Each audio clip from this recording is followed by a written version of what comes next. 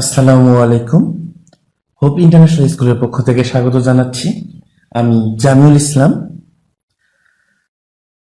এই করোনার ক্রান্তি লগ্নে যখন শিক্ষা ব্যবস্থা অনিশ্চিতের পথে চলছিল, সেই মুহূর্তে আমরা আমাদের স্কুলের পক্ষ থেকে অনলাইনের ক্লাস করার ব্যবস্থা করেছি এবং প্রতিদিন একটি করে ক্লাস আমরা সম্প্রচার করব, যাতে আমাদের স্টুডেন্ট তথা সারা বাংলাদেশের স্টুডেন্টগুলো যেন এইসব অনলাইন ক্লাসগুলো করে উপকৃত হয় এবং তাদের শিক্ষা পদ্ধতি বা শিক্ষা ব্যবস্থাটা চালিয়ে নিতে পারে। তাদের পাঠ্য বিষয়ে যে পড়াগুলো আছে সেগুলো যেন তারা কমপ্লিট করতে পারে। সেই ধারাবাহিকতায় আজকে আমি জেএসসি থেকে এসএসসিতে আসার মতো একটা টপিকস ট্যাগ কোশ্চেন নিয়ে আমি আলোচনা করব, যেটা ইংলিশ দ্বিতীয় পত্রে থাকে। এখন কথা হচ্ছে ট্যাগ কোশ্চেন। ট্যাগ কোশ্চেন মূলত 5 মার্কের জন্য। ট্যাগ ট্যাগ শব্দের অর্থ হচ্ছিল জুড়ে দেওয়া।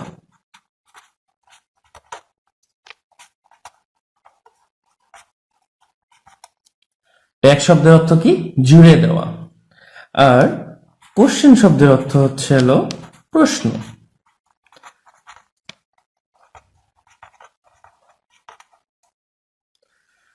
কোশ্চেন শব্দের অর্থ হচ্ছে প্রশ্ন। ট্যাগ কোশ্চেন তাহলে অর্থ কি? প্রশ্ন জুড়ে দেওয়া।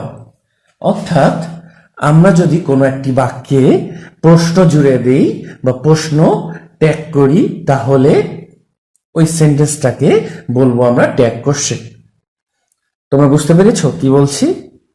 আবারও বলছি, ট্যাগ অর্থ জুড়ে দেওয়া এবং কোশ্চেন অর্থ প্রশ্ন। ট্যাগ অর্থ জুড়ে দেওয়া, কোশ্চেন অর্থ প্রশ্ন। প্রশ্ন জুড়ে দেওয়াকেই ট্যাগ কোশ্চেন বলে। এখন প্রশ্নটা কোথায় জুড়ে দেবে? প্রশ্নটা জুড়াই দেবে তুমি একটা বাক্যে। হতে পারে সেটা কোনো বিবৃতিমূলক বাক্য, হতে পারে কোনো ইম্পারেটিভ বাক্য, হতে পারে এক্সক্লেমেটরি বাক্য, যে কোনো বাক্যই হতে পারে। তো ট্যাগ কোশ্চেন করতে গেলে আমাদেরকে কয়েকটা জিনিস মাথায় রেখে করতে হবে। সর্বপ্রথম যে জিনিসটা ইম্পর্টেন্ট একটা জিনিস মাথায় রাখতে হবে, মানে স্ট্রাকচারটা। ট্যাগ কোশ্চেন করার স্ট্রাকচার, কোন স্ট্রাকচারে ট্যাগ কোশ্চেনটা করতে হবে। অর্থাৎ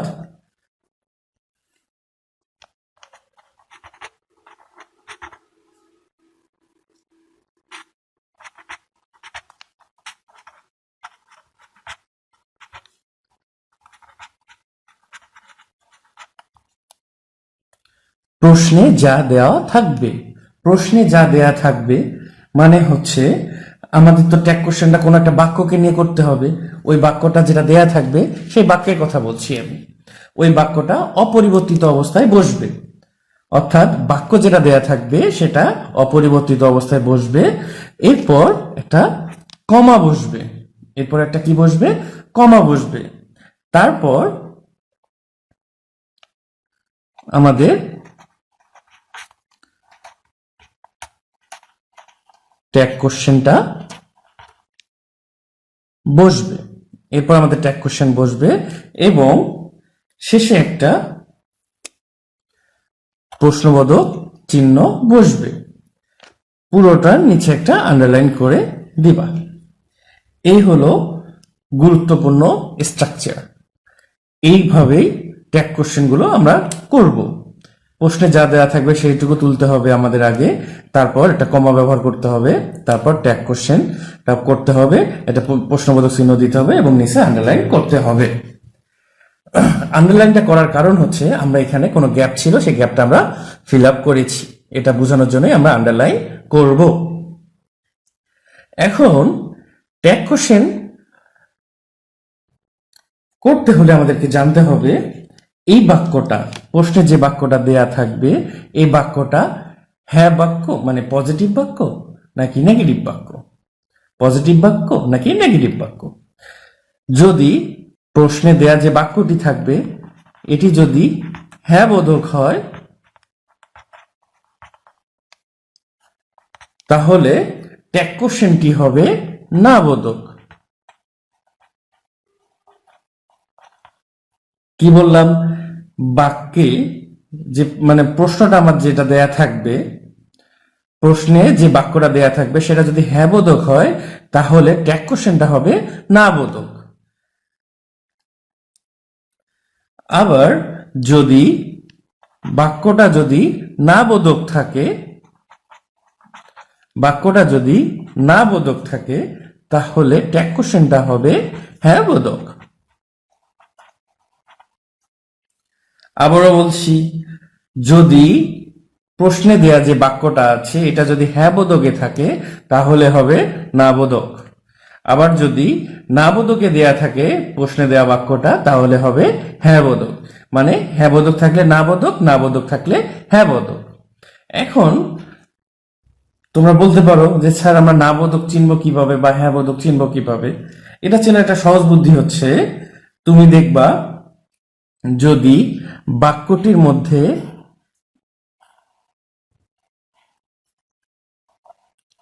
no, not, naan,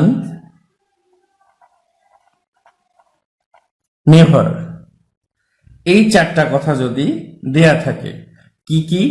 no, not, none, never.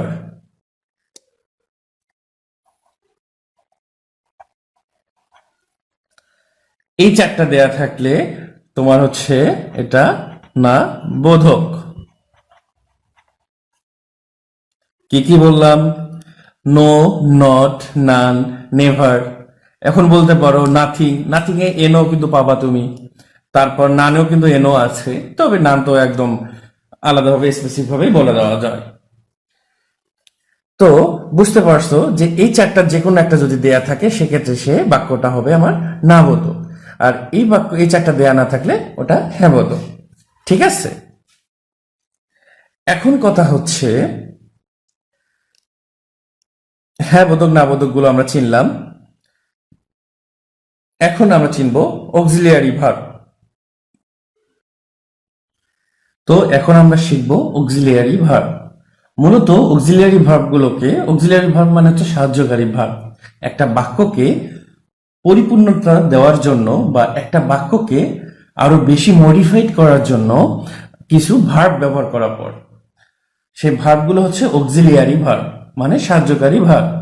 এখন সাহায্যকারী ভার্ব মূলত চার ভাবে প্রকাশ করা যায় বা চার ভাবে লেখা যায় বা চার প্রকার, তুমি যে কোনো একটা বলতে পারো। এখন সেই চার প্রকার কি কি? প্রথমে লিখেছি কি to be verb. To be verb হচ্ছে am, is, are, was, were। কি বললাম? am, is, are, was, were এগুলোকে টু বি ভার্ব বলে। তারপর two have verb.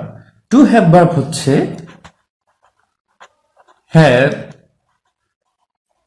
have, had, shall have, will have। এগুলোকে বলা হয় have verb, to have verb. এরপর হচ্ছে মডাল অক্সিলিয়ারি ভার্ব। এই টু মডাল অক্সিলিয়ারি ভার্ব গুলো হচ্ছে can, could, may, might, shall, should, will, would, need, must, ought, dare, এরকম অনেক আছে। Going to, is to, are to, has to, এরকম অনেক মডাল অক্সিলিয়ারি ভার্ব আছে। এখন আমরা জানবো টু ডু ভার্ব। এগুলো বাদ দিয়েও আছে to do verb. Do verb গুলো হচ্ছে ডু, ডাজ, আর ডিড। এই তিনটা হচ্ছে do verb.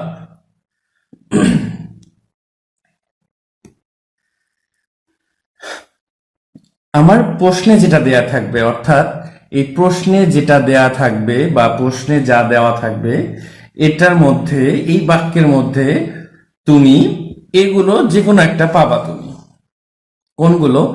M, is, are, was, were, have, has, had, shall have, will have, can, could, may, might, shall, should, need, will, would, must, or, dare, do, does, did. এগুলো কোনোটা না কোনোটা পাবা। তবে নিচের তিনটা শুধুমাত্র নেগেটিভ বা প্রশ্ন করার ক্ষেত্রে পাওয়া যায়, এ ব্যতীত এটাকে তেমন একটা পাওয়া যায় না। এখন কথা হচ্ছে, তোমার যদি এই তিনটার কোনো একটা না পাও, টু বি ভার্ব বা টু হ্যাভ ভার্ব বা টু মডাল অক্সিলারি ভার্ব, এর যে কোনো একটা যদি তুমি না পাও, তাহলে তোমাকে ডু ডাজ ডিড দিয়ে করতে হবে। এখন ডু ডাজ ডিড কোথায় বসবে এবং কখন বসবে? ডু জিনিসটা বসবে, আমাদের এই ডু জিনিসটা বসবে তোমার প্রেজেন্ট টেন্সের ক্ষেত্রে, ডাজও বসবে কিন্তু প্রেজেন্ট টেন্সের ক্ষেত্রে, ডিড বসবে পাস্টের ক্ষেত্রে। কি বলছি? ডু এবং ডাজ বসবে প্রেজেন্টের ক্ষেত্রে, ডিড বসবে পাস্টের ক্ষেত্রে। যদি সেন্টেন্সটা প্রেজেন্ট কিছু বুঝায় সেক্ষেত্রে ডু বা ডাজ বসবে, আর পাস্ট কিছু বুঝাইলে ডিড বসবে। এখন কথা হচ্ছে, ডু কোথায় বসবে আর ডাজ কোথায় বসবে? যদি সিঙ্গুলার নাম্বার হলে ডাজ বসবে, আর প্লুরাল হলে ডু বসবে। এবার বুঝছো কি বলছি? যদি সিঙ্গুলার হয় সেক্ষেত্রে ডাজ বসবে, আর প্লুরাল হলে ডু বসবে। বুঝতে পেরেছো কি বলছি? ডিড তো বসবে তোমার পাস্ট টেন্সের ক্ষেত্রে। যদি এগুলোর কোনোটা দেয়া না থাকে সেক্ষেত্রে ডু ডাজ ডিডের একটা বসবে। যদি প্রেজেন্ট টেন্সে থাকে সেক্ষেত্রে ডু অথবা ডাজ বসবে, আর পাস্ট টেন্সের ক্ষেত্রে ডিড বসবে। ঠিক আছে? যদি ওটা সিঙ্গুলার বুঝায় সেক্ষেত্রে ডাজ বসবে, আর প্লুরাল বুঝলে ডু বসবে। ওকে, তো আমি কি কি জানলাম? প্রথমে স্ট্রাকচারটা জানলাম। কি স্ট্রাকচারটা? প্রশ্নে যা দেওয়া থাকবে ওটা অপরিবর্তিত অবস্থায় বসবে, তারপর একটা কমা বসবে, তারপর ট্যাগ কোশ্চেন বসবে, এটা প্রশ্নবোধক চিহ্ন বসবে। এরপর কি জানলাম আমরা? হ্যাঁ বোধক থাকলে না বোধক, না বোধক থাকলে হ্যাঁ বোধক। এখন কথা হচ্ছে, না বোধক চেনার উপায় আমরা জানলাম, এই যে নো, নট, নান, নেভার, এগুলো থাকলে এগুলো হচ্ছে না বোধক। এরপর জানলাম অক্সিলিয়ারি ভার্ব। বাক্যে দেখবা অক্সিলিয়ারি ভার্ব থাকবে, আর না থাকলে ডু ডাজ ডিড বুঝে করতে হবে। আগেই বলেছি অক্সিলিয়ারি ভার্ব গুলো চেনার উপায় এগুলো এইভাবে মুখস্থ করে নিবা। দেখবা যে তোমাদের বইয়ে দেয়া আছে, একটা ছক করে দেয়া আছে, সেখান থেকে তোমরা পড়ে নিবা। এখন আমরা শিখবো হ্যাঁ বোধক থাকলে না বোধকটা কিভাবে করব। হ্যাঁ বোধক থাকলে না বোধক কিভাবে করব? এম হচ্ছে হ্যাঁ বোধক, হ্যামের না বোধক বা ট্যাগ ফর্ম হচ্ছে, তাহলে হবে আরেন্ট। শুধুমাত্র এটা একটু চেঞ্জ হবে, আরেন্ট। এরপর যদি ইজ থাকে তাহলে হবে ইজেন্ট। ঠিক আছে?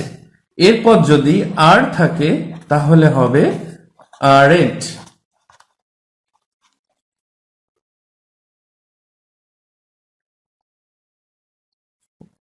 উইল নট থাকলে বা উইল থাকলে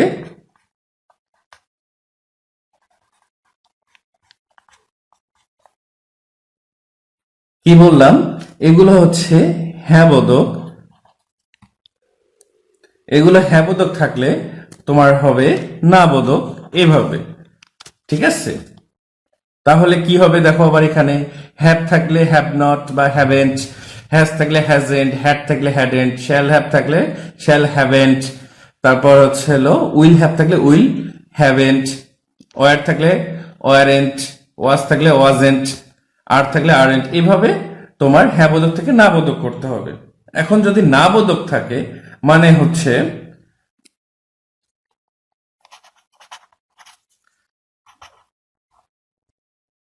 আরেন্ট থাকলো, তাহলে হবে আর, জাস্ট উল্টাই দিবা। ইজ ইজেন্ট থাকলে ইজ। ধরো মাস্ট থাকলো তাহলে কি হবে? শুধু মাস্ট বসবে। তো এগুলো কি লিখলাম? না বোধক থেকে হ্যাঁ বোধক।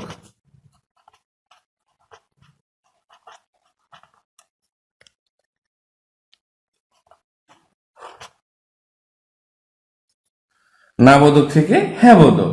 তো হ্যাঁ বোধক থেকে না বোধক, না বোধক থেকে হ্যাঁ বোধক, এইভাবে এখন সবগুলোই চেঞ্জ করতে হবে। তোমরা দেখে নিবা।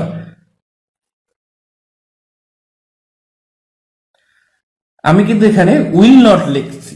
এই উইল নটকে তুমি এইভাবে লিখবা, ঠিক আছে? ওন্ট। উইল নটকে কি লিখবা? ওন্ট লিখবা। এটা আগে লেখা হতো, এখন আর এইভাবে লেখা হয় না। জাস্ট তোমাকে বোঝানোর জন্য আমি দিয়েছি, ঠিক আছে? এখন কথা হচ্ছে আমরা যাব ট্যাগ কোশ্চেন কিছু করতে। ওকে, আমি এখানে 4টি উদাহরণ লিখে ফেলছি। একটা হচ্ছে he is a liar, he reads the book, he has not done the work, the boy doesn't play. 4টা বাক্য লিখেছি, 4টা বাক্যকে এখন ট্যাগ কোশ্চেন করতে হবে। তো তোমাকে কি বলেছি আগেই, প্রশ্নে যা দেয়া থাকবে সেটা অপরিবর্তিত অবস্থায় লিখতে হবে। তো হি ইজ এ লায়ার, এটা অপরিবর্তিত অবস্থায় লিখছি। তারপর কি হবে? একটা কমা হবে, কমা বসাও। এরপর ট্যাগ ফর্ম বসবে। তো আমি তোমাকে আগে বলছি, প্রথমে দেখবা কি অক্সিলিয়ারি ভার্ব কোনটা আছে, এই বাক্যের মধ্যে অক্সিলিয়ারি ভার্ব কোনটা আছে। এখানে দেখো অক্সিলিয়ারি ভার্ব কি আছে? ইজ। তাহলে এখানে কি বসবে? ইজ বসবে। এরপর দেখবা এই বাক্যটার মধ্যে কোনো নেগেটিভিটি আছে কিনা। দেখো তো এখানে কোনো নেগেটিভ আছে, কোনো নাবোধক আছে? নো, নট, নান, নেভার কোনোটা আছে? নাই। যেহেতু নাই, সেক্ষেত্রে এখানে তোমার নেগেটিভ হবে। নেগেটিভ নাই দেখে নেগেটিভ হবে, মানে হ্যাঁ বোধক থাকলে না বোধক। ওকে, এরপর কি বসবে? সাবজেক্ট যেটা দেওয়া থাকবে সেটা বসবে। যে সাবজেক্ট কি দেওয়া আছে? হি। তাহলে এখানে কি বসবে? হি। এরপর নিচে একটা আন্ডারলাইন করে দিবা, ঠিক আছে? এখন তাহলে পরেরটা করো দেখি। পরেরটা কি বলছে? হি রিডস এ বুক। তাহলে প্রথমে কি হবে? এটা কমা বসবে। তারপর রিডস আসছে, এখানে কোনো অক্সিলিয়ারি ভার্ব নাই। তাহলে অক্সিলিয়ারি ভার্ব না থাকলে কি যেন বসবে বলছিলাম? Do, does, did. তাহলে এখানে যদি এস বাই এস যুক্ত আছে ভার্বের সঙ্গে এবং হিটা হচ্ছে সিঙ্গুলার, সেক্ষেত্রে কি বসবে? ডাজ বসবে। এরপর যেহেতু এখানে কোনো নেগেটিভিটি নাই, মানে না বোধক নাই, সেক্ষেত্রে এখানে কি বসবে? নট বসবে। তারপর হি। এরপর নিচে একটা আন্ডার লাইন করে দিতে হবে। এরপর পরেরটা কি বলছে? He has not done the work. তাহলে প্রথমে একটা কমা বসবে, হ্যাজ আছে অক্সিলিয়ারি ভার্ব, যার কারণে হ্যাজ বসবে। তারপর কি আছে? নট আছে, তার কারণে এখানে আর কোনো নট বসবে না। তাহলে সরাসরি হি এসে সাবজেক্টটা এসে বসবে। এরপর আন্ডারলাইন। এরপর কি আছে? The boy doesn't play. তো এখানে যেহেতু কোনো অক্সিলিয়ারি ভার্ব নাই, ডাজ আছে, তাহলে এখানে কি বসবে? ডাজ বসবে। নট আছে, জন্য নট বসবে না। দা বয়, দা বয়টা কি? ছেলে। যেহেতু দা বয় লেখা যাবে না, এর কারণে প্রোনাউনটা লিখতে হবে, ঠিক আছে? তাহলে আমরা নতুন একটা জিনিস জানলাম যে সাবজেক্টটার সবসময় প্রোনাউনটা লিখতে হয়, সাবজেক্টের সবসময় প্রোনাউনটা লিখতে হবে, ঠিক আছে? এগুলো বুঝতে পেরেছো? এগুলো হচ্ছে তোমার গতানুগতিক যত সেন্টেন্স আছে সেগুলো। এখন যদি আমাদের ধরো মূল বাক্য দিয়ে শুরু থাকে, কি দিয়ে শুরু থাকে? মূল বাক্য।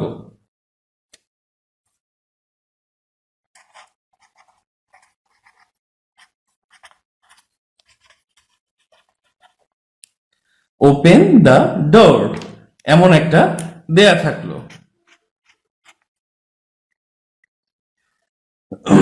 ওপেন দ্য ডোর দেয়া থাকলো, তার মানে কি?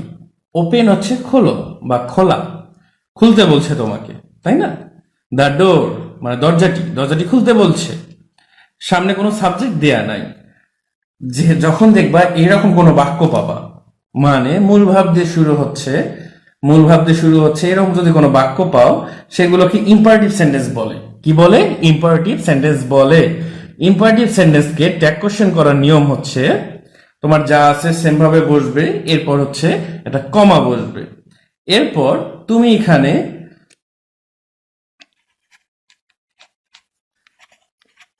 উইল ইউ দিয়ে করতে পারবা, তারপর তুমি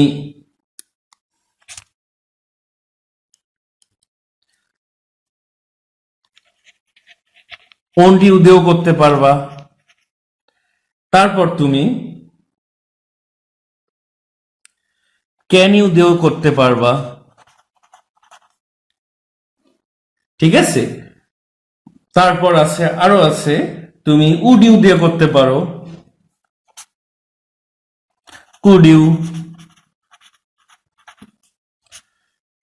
তারপর তুমি দিতে পারো কান্ট ইউ।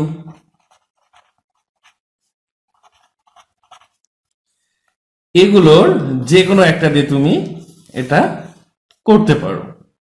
তাহলে আমি কি বলছি, যদি মূল ভাব দিয়ে শুরু হয় সেক্ষেত্রে তুমি কি করবা?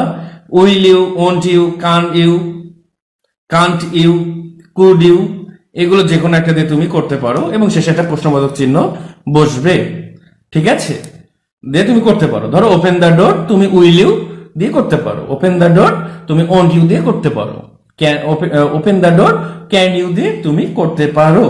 হ্যাঁ, তবে তুমি একটা জিনিস মাথায় রাখবা, সেটা হচ্ছে যদি শ্রোতার সম্মতি আহ্বান করা হয়, মানে শ্রোতা যাকে বলতেছো সে কাজটা করতে ইচ্ছুক কি অনিচ্ছুক এই জিনিসটা তুমি যদি বুঝাতে চাও সেক্ষেত্রে তুমি এগুলো দিয়ে করতে পারো। ঠিক আছে? তবে আমি মনে করি এত ভেজালে না যে উইল ইউ দিয়েই করবা। যত ইম্পারেটিভ সেন্টেন্স আছে একটা রুলস বাদ দিয়ে সবগুলোতে এই উইল ইউ দিয়েই করবা, কোনো সমস্যা হবে না। ঠিক আছে? এখন কথা হচ্ছে যদি বাক্যে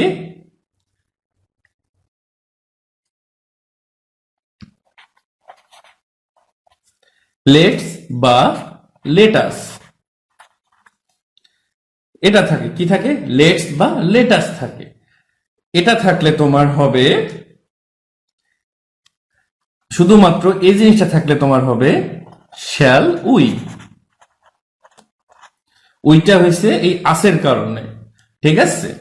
শুধুমাত্র লেটাস বা শ্যাল উই দিয়ে করবা, আর বাকি সবগুলোতে কি দিয়ে ইউজ করে করবা? উইল ইউ দিয়ে করবা। ঠিক আছে? তাহলে ইম্পারেটিভ সেন্টেন্সে তোমার দুইটা, শুধু লেটস বা লেটাস থাকলে শ্যাল উই, বাকি সব ক্ষেত্রে উইল ইউ।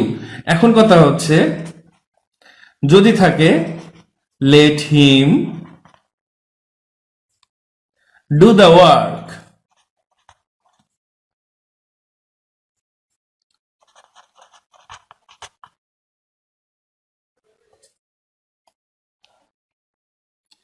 এটা দেয়া আছে let him do the work. এখন কথা হচ্ছে এখানে কিন্তু লেটস নাই, লেটস আছে, লেটস নাই, সরাসরি কি আছে? Let him do the work. আমি শুধু বলছিলাম কি যে লেটস বা লেটাস থাকলে, এটা দেওয়া থাকলে তুমি হচ্ছে হলো শ্যালুই বসাবা, বাকি সব ক্ষেত্রে কি বসাবা? Will you. এক্ষেত্রেও একই জিনিস, উইল ইউ বসবে।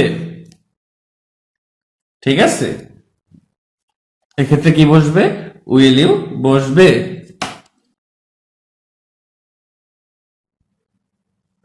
তারপর how fine the flower is, এরকম দুটো বাক্য লিখেছি দেখো। How fine the flower is, how sweetly the bird sings, এরকম দুটো বাক্য লিখেছি। এখন তোমরা বলো এই বাক্যগুলোকে কিভাবে করতে হবে। আমি আগে যে নিয়ম বলেছি সেভাবে, কিন্তু কিভাবে? প্রথমে কমা বসবে, তারপর অক্সিলারি ভার্ব কোনটা আছে? এই যে এটা আছে ইজ আছে, তাহলে ইজ বসবে। যেহেতু এটা নেগেটিভ না তাহলে কি বসবে? নট বসবে। এরপর কি হবে? এখানে দেখো সাবজেক্ট কোনটা? দা ফ্লাওয়ার, এটাই হচ্ছিল সাবজেক্ট। তাহলে এর প্রোনাউন কি? ফ্লাওয়ারের প্রোনাউন হচ্ছিল ইট। ঠিক আছে? তাহলে এখানে কি বসবে? ইজেন্ট ইট।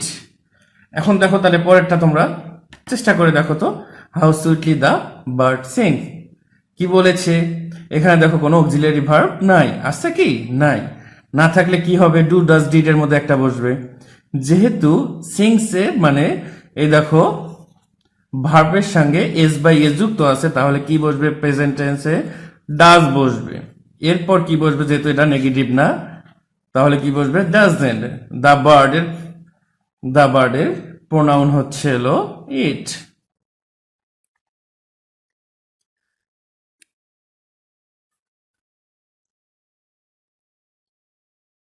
আশা করি তোমরা বুঝতে পারছো এইভাবে ট্যাগ কোশ্চেন গুলো করতে হবে। এখন আর কিছু নিয়ম আছে, সেগুলো নিয়ে এখন আলাপ করব। এরপর আরো 3টা বাক্য লিখলাম আমি, যে আই অ্যাম হ্যাপি, তারপর লিখেছি there were many problems, I was playing cricket. এরকম 3টা বাক্য আছে। তাহলে কিভাবে চেঞ্জ হবে একটু বলো দেখি। চেঞ্জ হবে, প্রথমে একটা কমা বসবে, এম এর পরিবর্তে কি শিখেছি আমি? আর, তাই না? তোমরা আর শিখেছ না? এরপর দেখো এটা যেহেতু নেগেটিভ না, তাহলে এখানে কি বসবে? আরএন্ট। তারপর সাবজেক্টের প্রোনাউন যেটা সেটা বসবে। আরেকটা কথা, আই সবসময় বড় হাতের বসবে, ক্যাপিটাল লেটারে লিখবা, সবসময় বড় হাতের লিখবা। তোমরা কি সবাই বুঝতে পেরেছো কি বলেছি? লাস্টে একটা প্রশ্নবোধক চিহ্ন বসাবে, নিচে আন্ডারলাইন।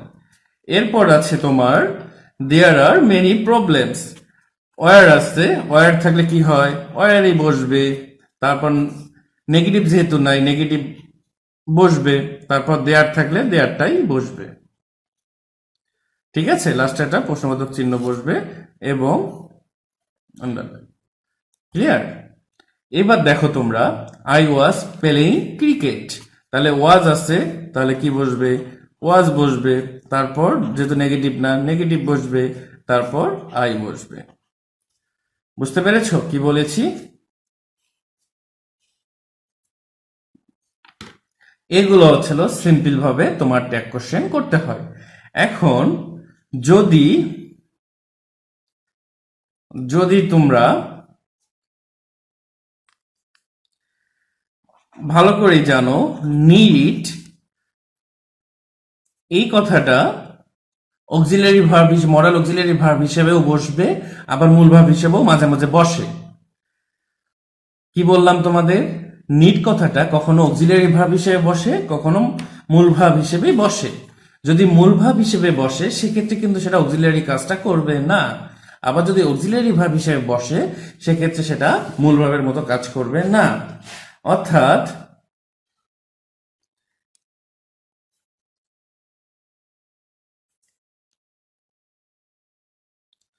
অর্থাৎ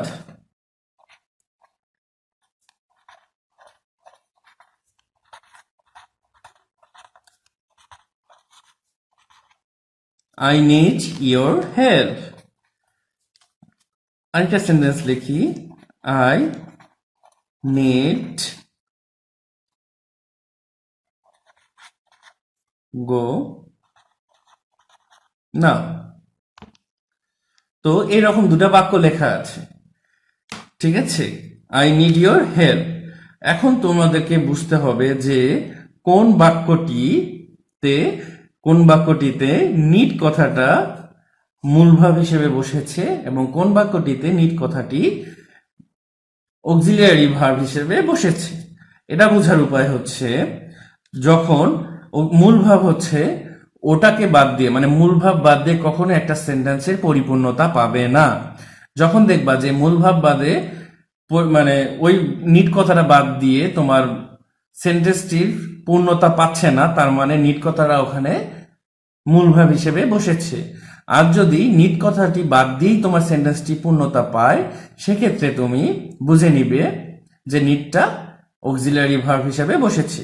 এখন কথা হচ্ছে, আই নিড ইয়োর হেল্প, এখানে নিড বাদ দিয়ে তোমার কোনো ভার্ব হচ্ছে না। দেখো, আই ইয়োর হেল্প কোনো একটা সেন্টেন্স হয় না।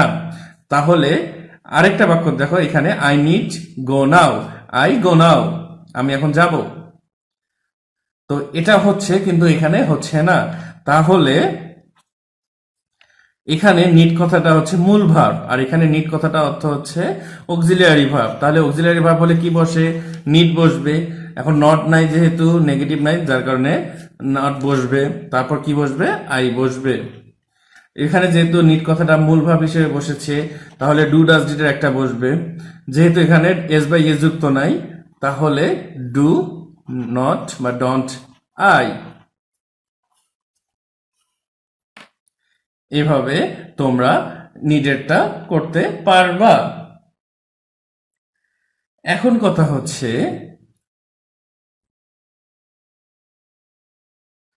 প্রশ্নে দেয়া বাক্যটিতে যদি তোমরা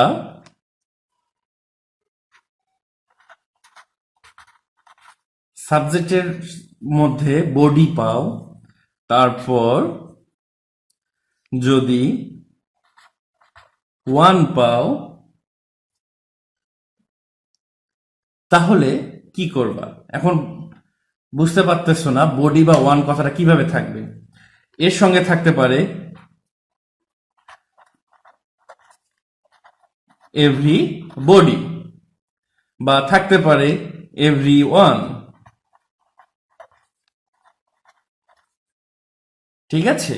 তো everybody, every one, somebody, some one, তারপরে হচ্ছে নো বডি, নো ওয়ান বা নান, তারপরে হচ্ছে এনি ওয়ান, এনিবডি, এই জাতীয় যতগুলো আছে, মানে বডির ক্ষেত্রে বা অনের ক্ষেত্রে যতগুলো আছে, তাহলে এই জাতীয় সাবজেক্ট থাকলে তোমার ট্যাগ কোশ্চেন করার সময় ওই সাবজেক্টটি পরিবর্তে দে কথাটা বসবে। তার মানে কি বলেছি? এভরিবডি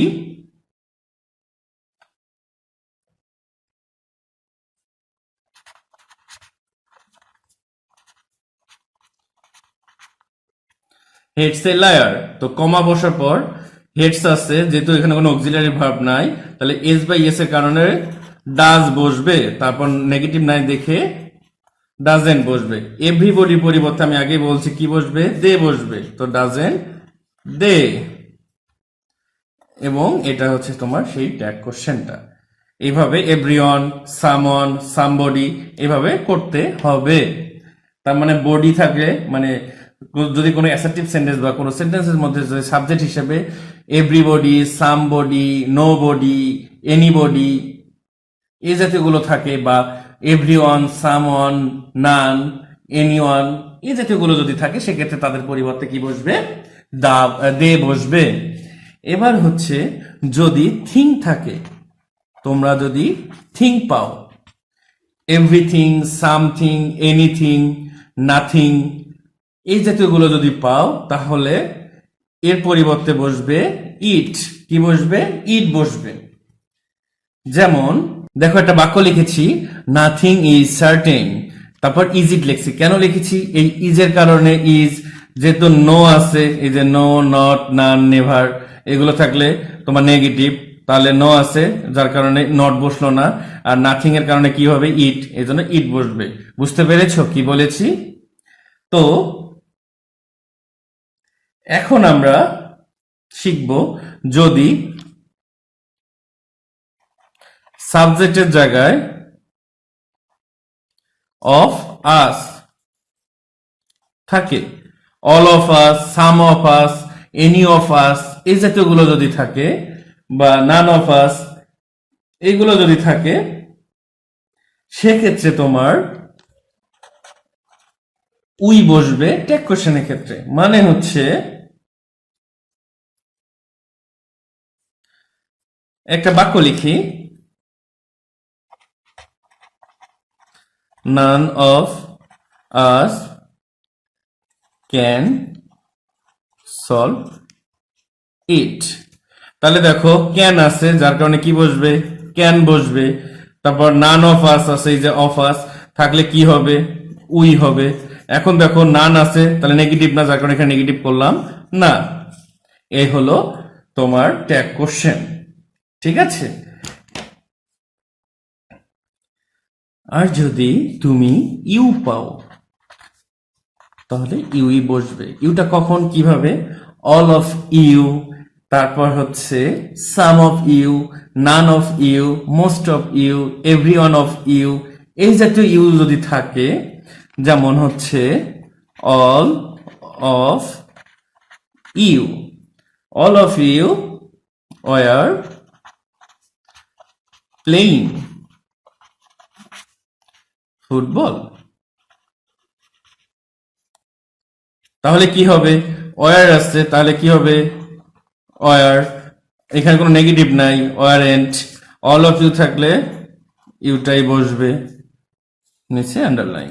বুঝতে পেরেছ? মূলত ট্যাগ কোশ্চেন এগুলোই। তো আজকের ক্লাস আমার এখানেই শেষ হচ্ছে। তোমরা সবাই ভালো থাকবা, সুস্থ থাকবা, এই কামনা করছি। বাসায় বেশি করে বই পড়বা, সব সময় নিজেকে পরিষ্কার রাখবা, পরিচ্ছন্ন রাখবা, বারবার হাত ধুবা, 20 সেকেন্ড করে হাত ধুবা। তারপর কারো অপরিচিত কেউ যদি বাহির থেকে আসে, তাহলে তাদের থেকে একটা ডিস্টেন্স মেনটেন করে চলবা। তারপর হচ্ছে এই করোনার সময় তোমরা বেশি করে পড়বা। যদি কোথাও কোনো সমস্যা হয় তাহলে তোমরা আমাদেরকে জানাবা, আমরা সেই প্রশ্নের উত্তর দেওয়ার চেষ্টা করব এবং উত্তর দেব। তাহলে আজকের মতো এখানেই সমাপ্তি করছি। তোমাদের কেমন লাগলো আমার এই ট্যাগ কোশ্চেন ক্লাসটি, সেটা আমাকে কমেন্টের মাধ্যমে হোক বা ফোন করে হোক বা SMS এর মাধ্যমে আমাকে জানিয়ে দিও। কিন্তু ধন্যবাদ সবাইকে। ভালো থাকবেন, সুস্থ থাকবেন, নিরাপদে থাকবেন। আল্লাহ হাফেজ।